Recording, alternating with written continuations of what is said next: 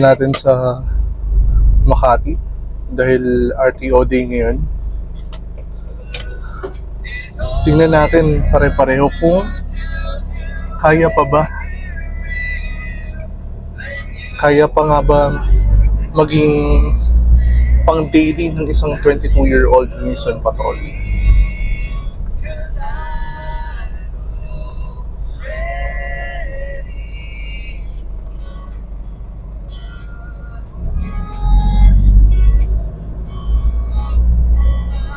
Yan, bali yung route nga pala natin is magagaling tayo dito sa may Karsadang Bago. So yung usual route natin papasok is dito sa may Niña Road.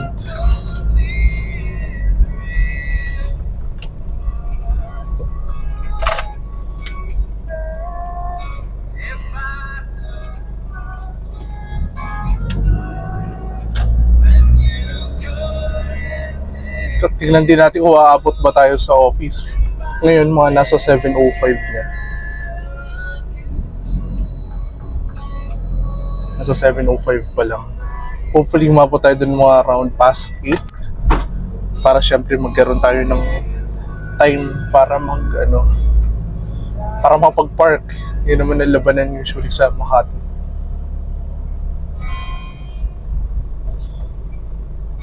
Yun, dahil tiga-Karsadang Bago tayo, dito usually yung daan natin sa mga Takwahan, papuntang Cavitex. Kita nyo, dito pa lang sa mga Karsadang Bago, medyo traffic na.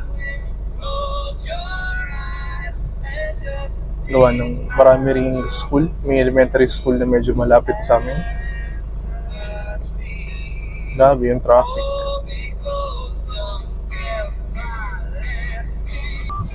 Seatbelt lagi. Dapat pag-alis pa lang sa bahay.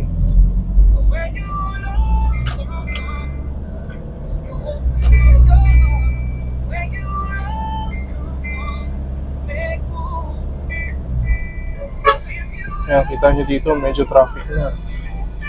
Hindi pa naman masyado, pero marami na rin talagang may volume na rin talaga.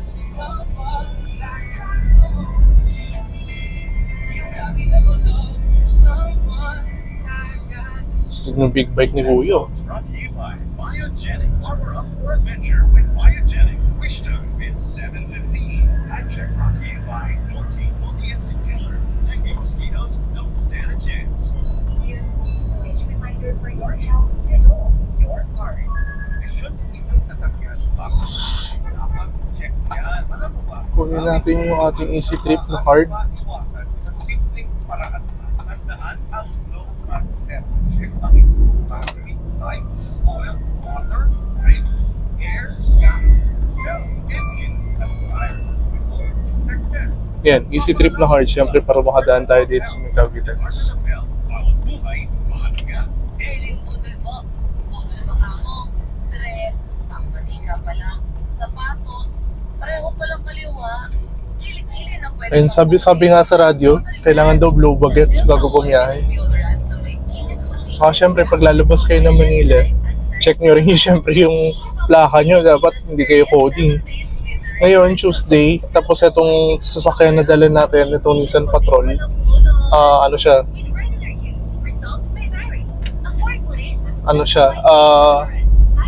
Thursday ang coding niya kasi 8 ang ending rate. Every day is a new adventure. That's why I armor up with Biogenic alcohols. So I can get it again. Savor the moment. See you guys. And feel the vibe. All while staying protected. Armor for adventure with Biogenic. Handaan nyo lang lagi yung card nyo, lalo kapag nandito na banda. Kasi you'll never know kung gagana ba yung scanner nila. Maganda na yung handa. Handaan nyo lang yung Easy Trip na card. Hey, this is Mara. For me, ang keratin dapat may plus. Sunflower oil plus rosemary oil sa Keratin Plus Go. With regular use, ang ganda-ganda ng din. Ang keratin naman, boss! Keratin Plus! Ang keratin na may plus. Para sa atin, Dito na sa Cavitex na tayo. Hindi ako makakalaro. Hindi ako makakalabas. Hindi ako makakaschool. Hindi na yung magaling. Medyo mabagal lang tayo. Kaya dito lang tayo sa slow lane. Para sa pagbalik, wala na sila. Para recover agad. Enjoy ka na agad. Talagang tingin lang yan. Well, recognition for permit valid person of the generic name of the user gives symptoms persistence of the doctor. Medyo traffic naman. Kaya Bakit wala ako sa biotracing? mabagal lang rin talaga yung takbo. Masanayan namin ang data ng biotracing. At dito rin muna sa biotracing for kids. Tsaka yung well of flavor. Naku, favorite niya na anak ko. Sarap na sarap kaya siya. Mas okay na rin dito. Pagdadaan pala kayo sa Cavitex na Ganyan naman kasi ano, dun sa may Kawit na toll.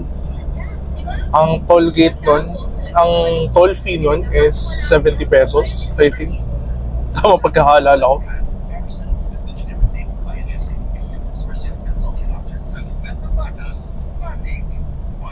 Medyo mabagal yung takbo natin ngayon. Naantok pa yata yung mga drivers.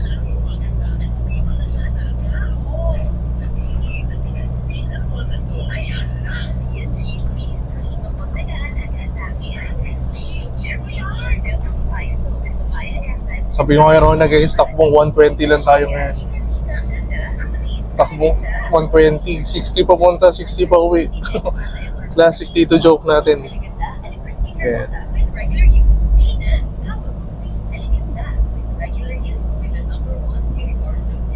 Chill lang. So, for context, 12 pa naman tayo kailangan sa office. Kaya kahit medyo mabagal yung takbo natin dito, goods lang.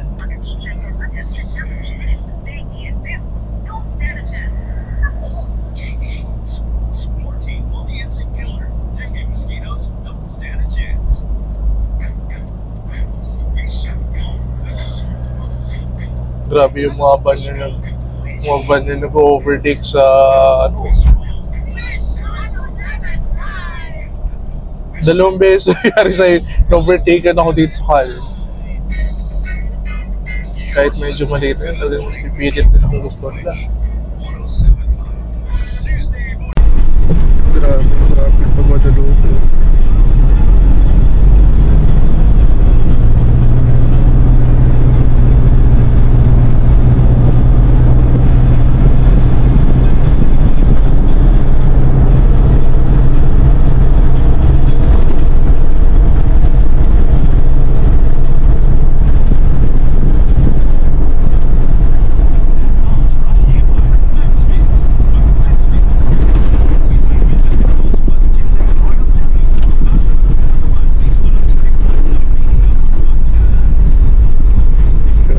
Tayo sa may pakaliwa ng Ayala, sa may bandang Telos. Pero kung titignan nyo rin dyan, nandyan na rin banda yung start ng pila, kung meron man. Kasi yun ang Enterprise Tower eh.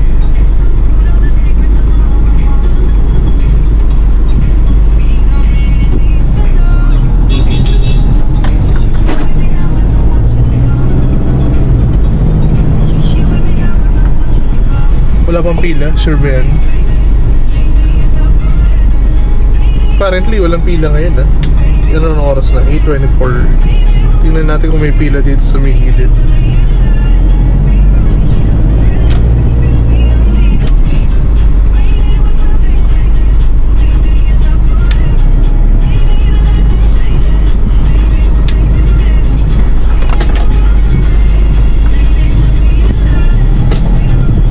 Tumama yung ano natin ah.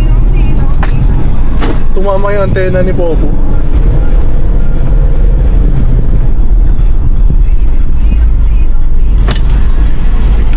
Morning po.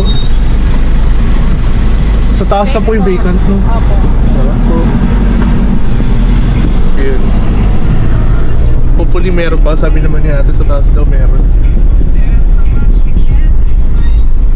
Medyo maliit lang yung parking natin dito, kaya dapat medyo ano tayo. Oh, meron pa naman, madami pa.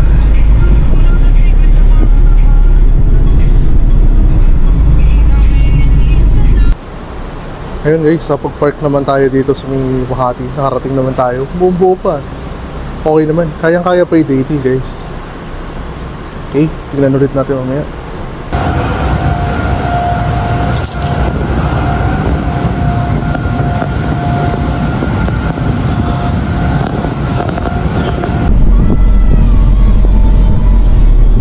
Humihinto yung recording natin sa Insta360.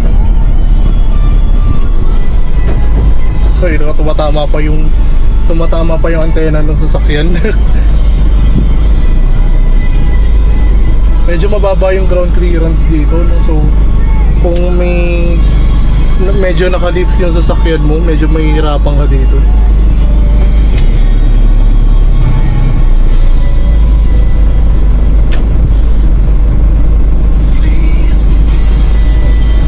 Yan. Noong last time na bumiyahe tayo, nandun tayo sa baba.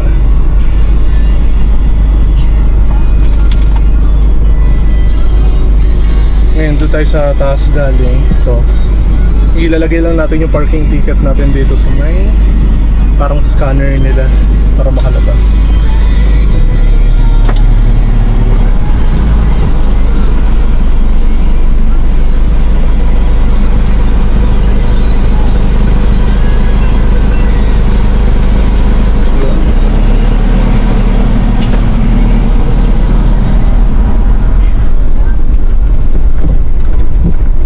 Okay na?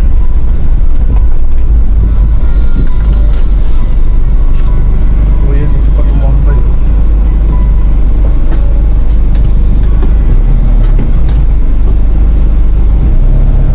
Shit, makanan tayo dito. Lagyan na tayo seatbelt syempre. Always wear your seatbelt guys. Kahit saan mo kayo pumunta, malapit o malayo.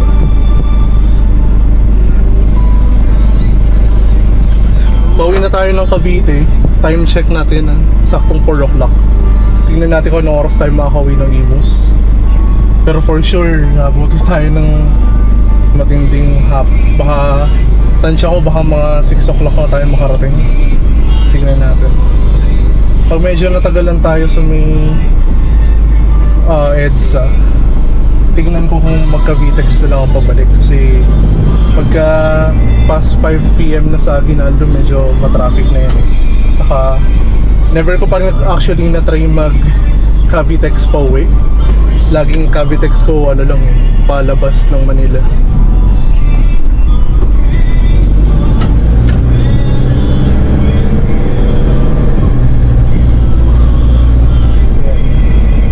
Be aware lang dito sa mga sa Makati, no, right lane must turn right. Wala naman ditong no right on red, so hanggat libre, pasok lang. Medyo nagmamadali si Kuya, ayaw pa daan. Oo. Shit, lang kasi kayo mag-drive service.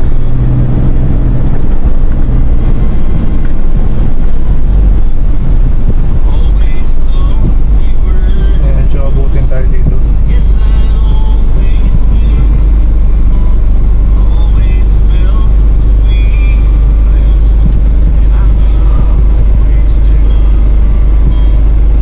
Tumagal din tayo ng mga ilang oras. So guys, yung binayaran natin sa parking ticket malupit.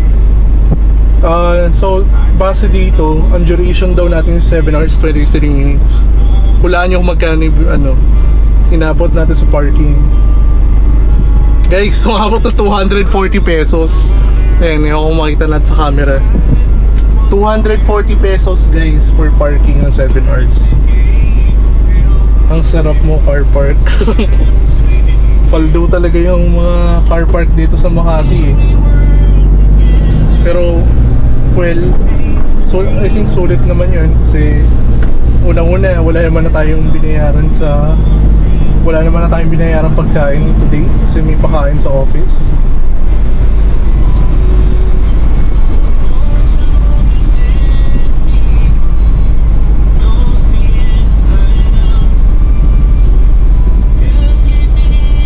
Nakakamiss din yung Makati, no? Lalo na itong Ayala Avenue. Nung panahon na nagko-commute ako, way back 2016, ang ginagawa ko niyan, ang office ko doon banda sa may pangalan na niya, makalagpas na ng Buendia, makalagpas ng Washington. yung may bago mag-RCBC building doon, meron doon Makati Med.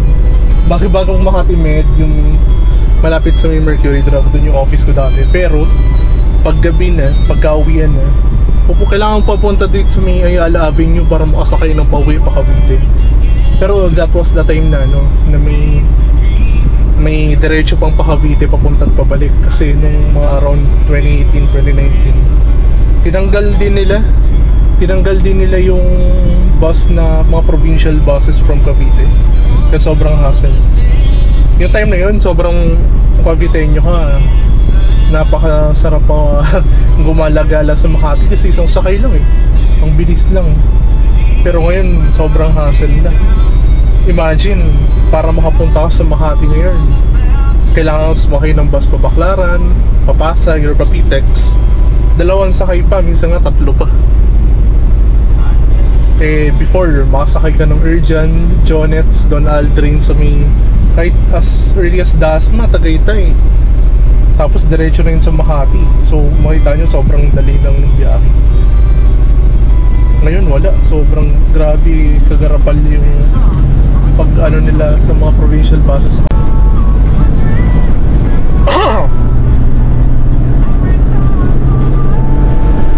Kaya kailangan din natin maging mindful sa mga linya natin na nakikita tayo ng mga solid yellow. Huwag tayo basta-basta mag-serve. Kasi yung huli yan. Sa province, wala masyadong bearing yan. Pero pag nandito ka na sa Manila, yan, possible ka na mahuli sa ganyan.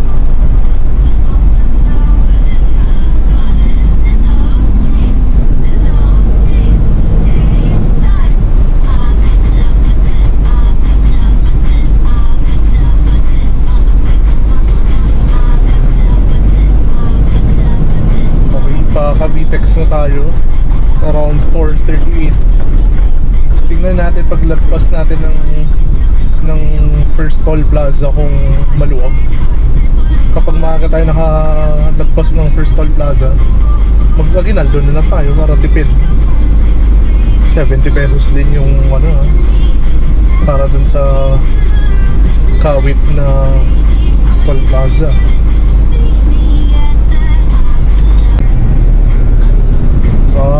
Mukhang nagano sila ng lane dito. Baka may cut off talaga tong video natin, so i-start ko lang ulit.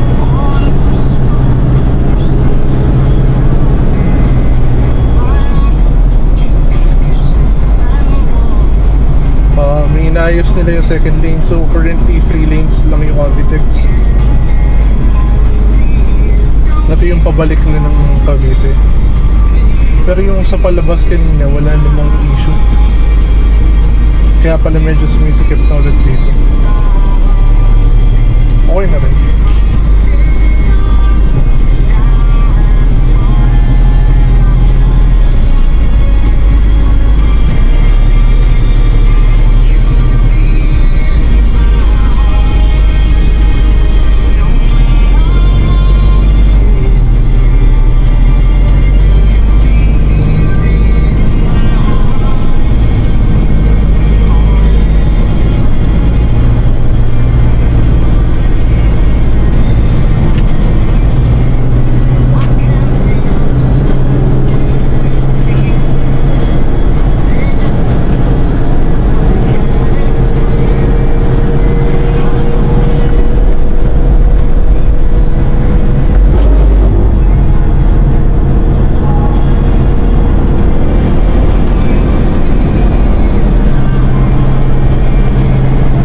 Maluwag naman dito.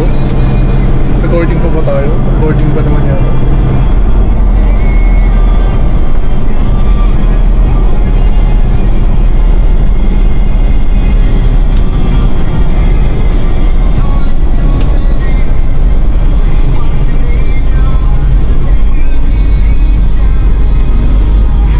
Kunin pala natin yung baka hindi na naman siya mari.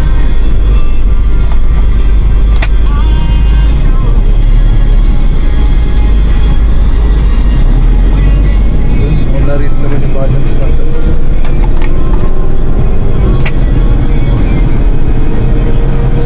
makadating tayo dito ng 4:40. Kung ganyan, baka pwede naman tayong mag-inando. Makatipid.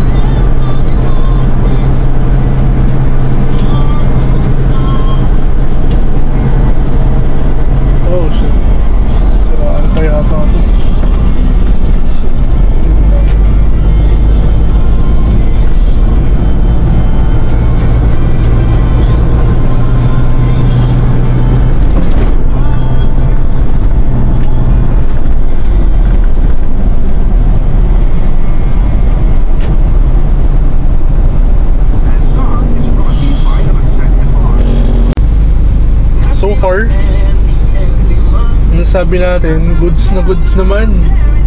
Goods na goods naman ni Daily ang ating Nissan Patrol na 22 years old. 2003 na Nissan Patrol. Okay naman yung performance niya, both highway, saka dito sa mga dito sa mga stop and go, saka dun sa mga high speeds. Pero hindi ka lang siya ganun kabilis. Pero masabi mong decent naman na yung takbo niya. Pwede na siya sa mga highway worthy naman siya, kahit medyo mabagal siya.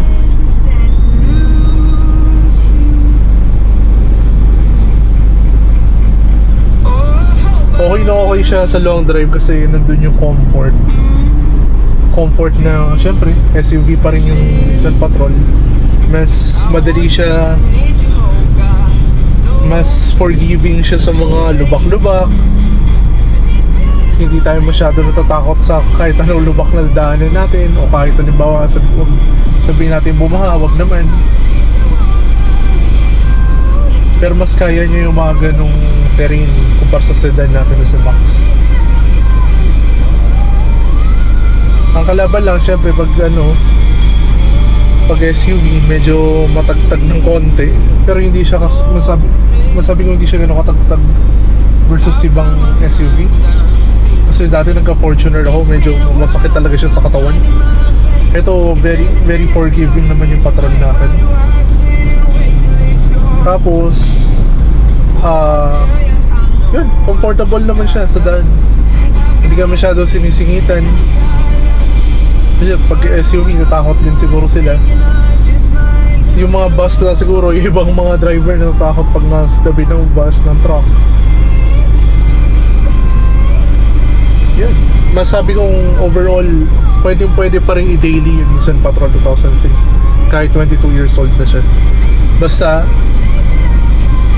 Basta alaga nyo sa maintenance, na alaga sa coolant, alaga sa change oil, okay yung gulong nyo, okay yung mga electricals nyo, okay yung mechanical nyo. Pwede siya, pan daily. Goods na goods para sa akin. So far, ngayon lang natin siya na-travel ng Makati kasi tamad din ako pumunta ng Makati, tamad din ako pumasok sa office. Pupunta lang ako sa office kapag talagang kailangan lang din, kapag pinapatawag ng mga pag may kainan. Sino ba namang ma-encourage pumunta pag 240 yung parking mo sa isang araw? Mind you guys, hindi pa yun whole day. Dumating tayo doon around 8:30 na. Lumabas tayo around 4. Hindi pa siya full day, pero 240 pesos na yung binayaran natin. How much more kapag halimbawa 8 hours, 9 hours ka dun. Kaya yung iba, sabi nila, iniikot daw talaga nila. Kaya nga, kasi lalo na kanina may kainan kami, paano iikot yung sasakyan. Pero overall, okay, kasi at least na-test din natin yung patrol natin sa Makati. Na ano ba natin yung reliability niya. Although, yung biyahe na yun is roughly 1 hour to 2 hours lang. Kasama na yung traffic.